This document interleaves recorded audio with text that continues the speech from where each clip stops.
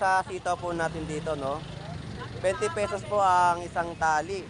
So, meron din po tayo dito na talong sa halagang 160 ang per kilo. So, magkano ngayon yung sayote? 60 ang per kilo naman dito ng sayote, no? So, sa repolyo. So, 100 pesos naman po ang per kilo ng repolyo, no? Hindi po per piraso, no? Per kilo po ang labanan. So dito po, pag nagpa-boneless, magkano? May bayad ang boneless, mayroong 10, may 15, may 20 yung Ayun, malalaki. sa malalaki po, no, mga 20 pesos po yung pagpapaboneless ng bangus, no? Pag nagpadaing po kayo. Galunggong burot, no? So, sa halagang 100 pesos ang tumpukan. Tapos sa kilo naman po ay 120, no? Yan po yung galunggong burot. Ano yung turay mo? 40 lang. So, Tatlo. so yun, ang binibigay po ng tatlong plato, no, sa tumpukan ay 100 pesos, no?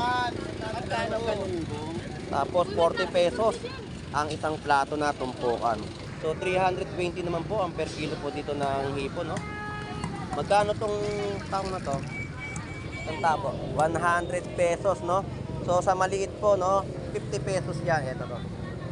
Magkano po ang per kilo ng maya-maya?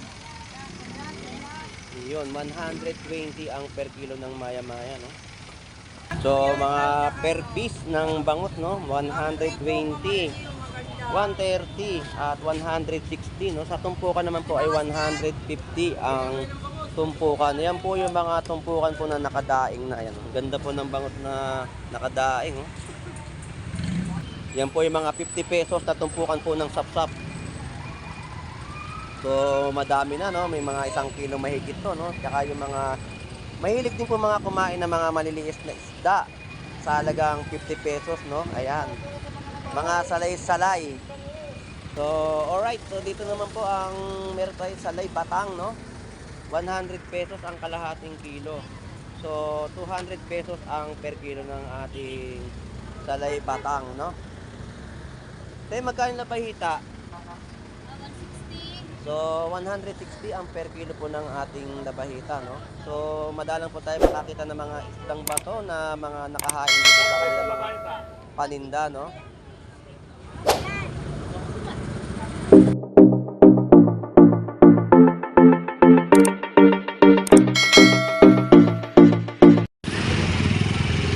Alright, so good morning po. At tayo po ay nandito po ngayon sa Malabon, Tumpukan. So mag-a-update tayo ng mga presyohan ng kanilang mga isdang tumpukan dito sa Malabon Fish Market. So samahan niyo pong muli si Boss Lando Explorer na mag-ikot at alamin ang mga presyo ng tumpukan dito ng isda sa Malabon. So may mga nakikita na po tayo mga gulay dito sa Malabon Fish Market, no? So alamin din po natin ang kanilang mga presyo dahil nga po sa bagyong Karina ay medyo tumaas ang demand ng ating mga gulay dito, no? So tara, samahan niyo pong muli si Boss Lando Explorer. Let's go!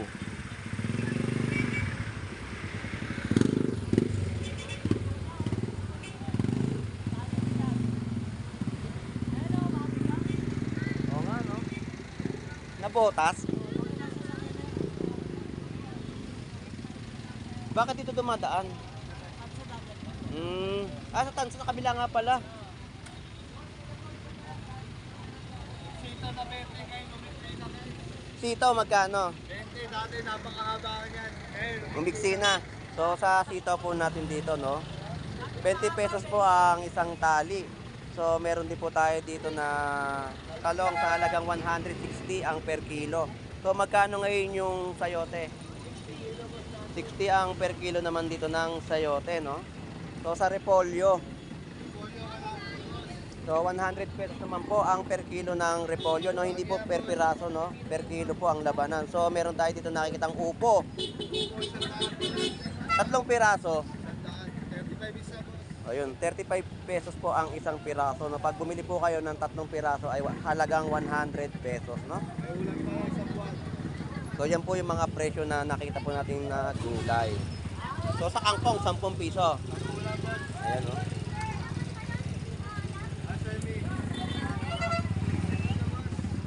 So idol, salamat ha. Thank you.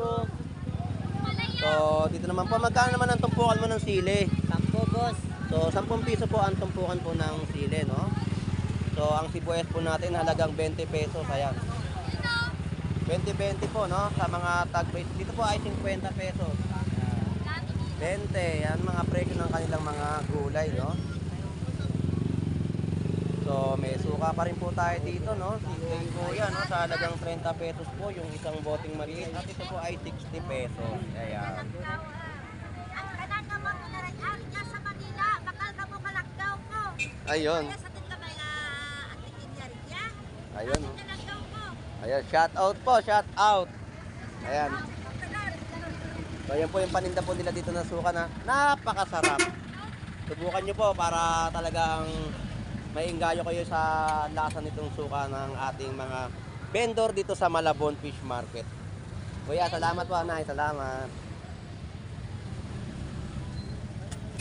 So, sa mga ating mga mamimili, no, talagang mga medyo sa atin, mga nagtitipid din po, kaya yung mga binibili po nila ay tingi-tingi pa rin po dahil nga sa, siyempre para budget din po para sa kanilang pamilya, no? So, bangus dagupan po natin dito, ang isang piraso po sa malaki ay 190 pesos. Ayan. So, 130 na yung kilo. Ayan. 130 naman po ang per kilo po dito ng bangus dagupan, no? So, puro bangus po ang paninda dito ni nanay, no? Puro bangus ang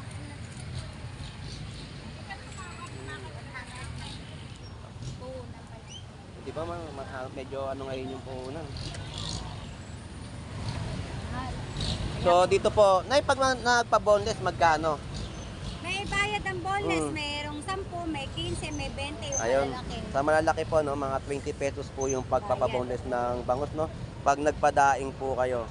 Pwede po kayo magpa-boneless dito kay nanay kapag bumili po kayo ng bangus. May additional nga lang po na 10, 15, 20, no. Sa malaki po ay 20 pesos. Sa sumunod po ay 15 pesos at 10 pesos ang kanyang mga boneless na ginagawa dito sa kanyang bangus, no?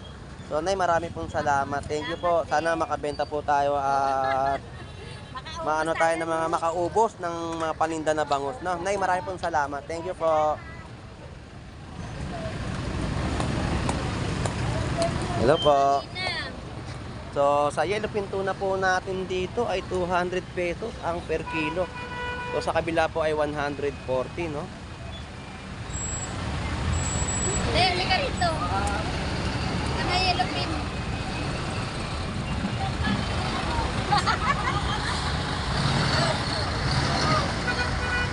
So, ito naman po yung mga sistema o sitwasyon po dito sa Malabon Fish Market, no?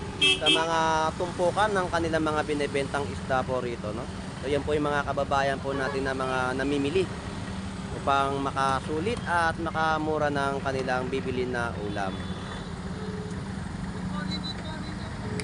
So, shoutout sa inyo kaibigan. Shoutout kay Atienza, General Merchandise. Shoutout.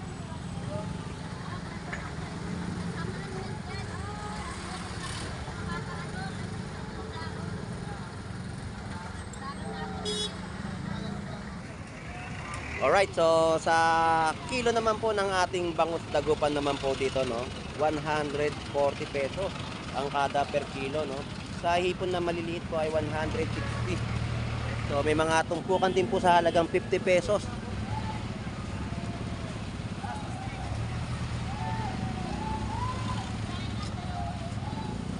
So may mga tumpukan din po tayo dito nakikitang bangus, no, sa halagang 150, no. So tatlong piraso na po yan. At may mga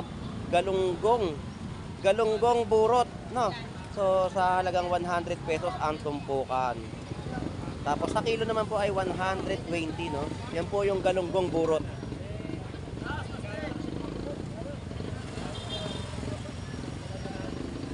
Alright, so dito po ay murang-mura ang tilapia, oh. Talagang 50 pesos na tumpukan, ayan. Madami na, no? 50 pesos po yan. Tapos sa bangus po ay 120 ang tumpok.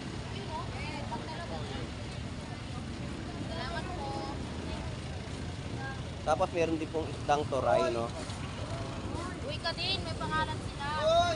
Ginawa mo dyan. Ginawasan mo? Magkano yung toray mo? 40 lang. So, so yun, ang binibigay po ng tatlong plato, no, sa tumpukan ay 100 pesos, no? Tapos 40 pesos ang isang plato na tumpukan. Sa matambaka mo magkano? 90 na lang yung matambaka, galugos ang daan. Ay, yung galunggong po ay 100 pesos, no? Tapos sa mataang baka po ay 90 pesos ang isang tumpukan. Isabel, baka mainit yan. So 320 naman po ang per kilo po dito ng hipon, no? Magkano tong tao na to? Itong tapo, 100 pesos, no? So sa maliit po, no, 50 pesos yan. Ito to. So yan po yung mga takal po ng ating tahong dito sa Malabon Fish Market, no? So may mga tumpukan din po dito ng bangus sa halagang 120. So dito po ay isang piraso 80 pesos. So tumpukan pa rin po ng tilapia, no? Tilapia ang Batangas. So dagsa po ang ating mga bangus dagupan dito sa Malabon Fish Market, no? Talagang sulit at makakamura ka sa mga presyo, no?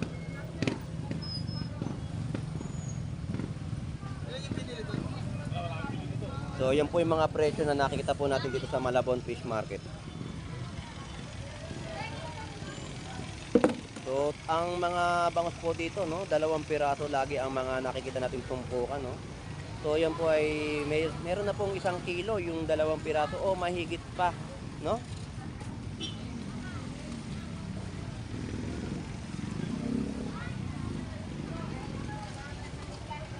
So maya-maya, magkano po ang per kilo ng maya-maya?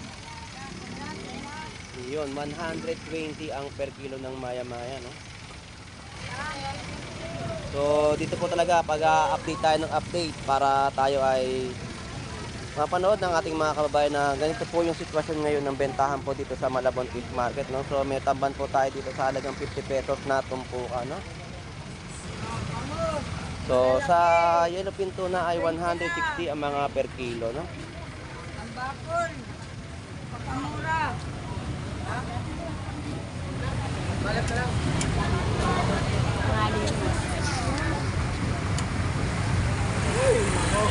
So, ayan po yung mga bangus natin dito. Talagang bangus natin ay dagsa dito sa Malabon Fish Market, no? Puro tumpukan na po ang nakikita po nating labanan dito, no? Tumpukan ng mga bangus. Ayan, mga presyo po ng tumpukan. So, 50 pesos po yung isang kapak o tinatawag din natin banak, no? May mga turay din po, yan. Turay. Ay, tamban.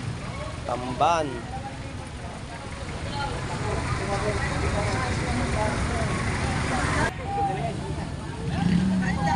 So, mga per piece ng bangus, no? 120, 130 at 160, no? Sa tumpukan naman po ay 150 ang tumpukan. Yan po yung mga tumpukan po na nakadaing na. Ayan. Ang ganda po ng bangus na nakadaing, oh. Kayo kuya, tandaan na lang yan. Prito, pakli, 50 lang tumpok ko. Maraming po salamat. So, tumpukan po ng mga sapsap sa halagang 50 pesos. Ayan.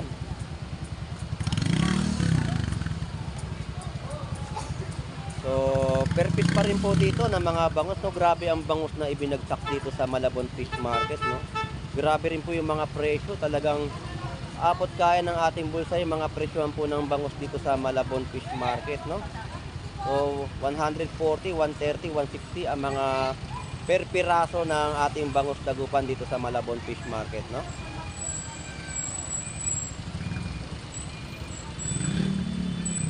Yan po yung mga 50 pesos na tumpukan po ng sapsap.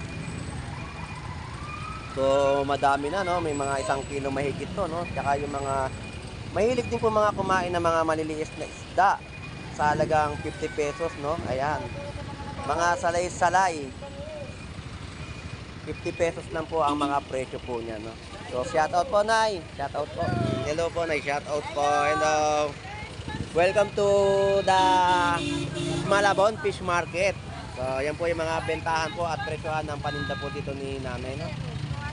Mga salay-salay po, no? 160 ang per kilo. Sa kabila po ay 140.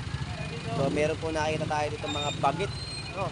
Yung sinasabing bagit, yung masarap na iprito na isdang papakol na hubad, no? So, Nay, maraming pong salamat. Alright, no? So, mga na-update natin sa mga presyo, yung mga bentahan dito sa Malabon Fish Market, no? 140 ang isang piraso, no? Napakagandang bangus dagupan ang mabibili nyo dito sa Malabon Fish Market, no?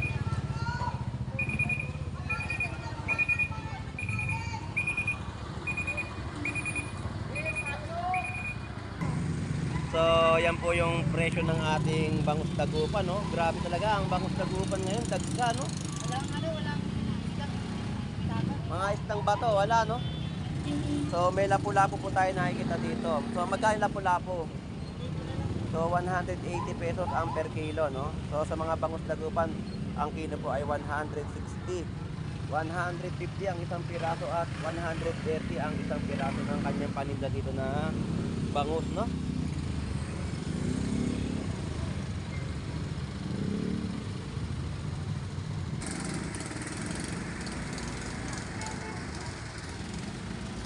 So, alright. So, dito naman po ang meron tayo sa Salay Batang, no? 100 pesos ang kalahating kilo. So, 200 pesos ang per kilo ng ating Salay Batang, no? Tayo, magkano na pahita? 160. So, 160 ang per kilo po ng ating labahita, no? So, madalang po tayo makakita ng mga isdang bato na mga nakahain dito sa kanila mga paninda, no?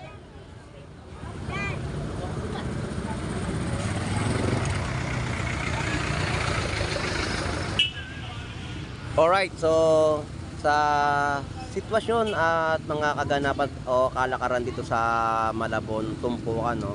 So ayan po yung mga kababayan po natin talaga na naghahanap po ng mga murang presyo, ng mga paninda po ng mga vendor natin dito sa Malabon Fish Market. So sa mga presyo po ng ating bangus ay sulit na sulit dahil mga 3 piraso ay talagang 150. So may bawas pa yon yung kanilang mga ibinebenta, no? Talagang ang Malabon Fish Market ay dinagsa ng mga bangus na paninda dito, no? So shoutout na tayo sa ating mga kababayan, no? So shoutout po sa ating mga OFW na naghahanap buhay po sa ibang bansa. Shoutout po sa ating mga viewers na lagi pong sumusubaybay sa ating pagbablog dito sa Malabon Fish Market. So shoutout din sa ating mga masisipag na vendor na lagi pong naghahatid ng kanilang mga murang presyo sa ating mga kababayan. So, shout out sa ating mga kababayan po na mga vlogger. So, shout out sa ating vlogger na si Pelong TV, Bornox TV, Lisa Laurente, shout out sa inyo. Lakay Adventure, shout out. So, shout out pa sa ibang mga OFW na naghahanap buhay po sa ibang bansa, no? Na si Angel Jazz ng Saudi Arabia, no? At sa isang kaibigan natin na gustong-gusto rin pumunta rito sa Malabon Fish Market. At shout out kay June Inocencio ng Makati. So ngayon ay nandiyan na po siya na umuwi sa San Andres, Maynila, no? So ito pong muli si Boss Lando Explorer na lagi po mag-update dito sa Malabon Fish Market ng mga kaganapan ng mga presyuhan dito, no? So enjoy and be safe po sa mga pamimili, sa mga kababayan po natin na dumayo rito. So hanggang dito na lang po. Bye-bye na po.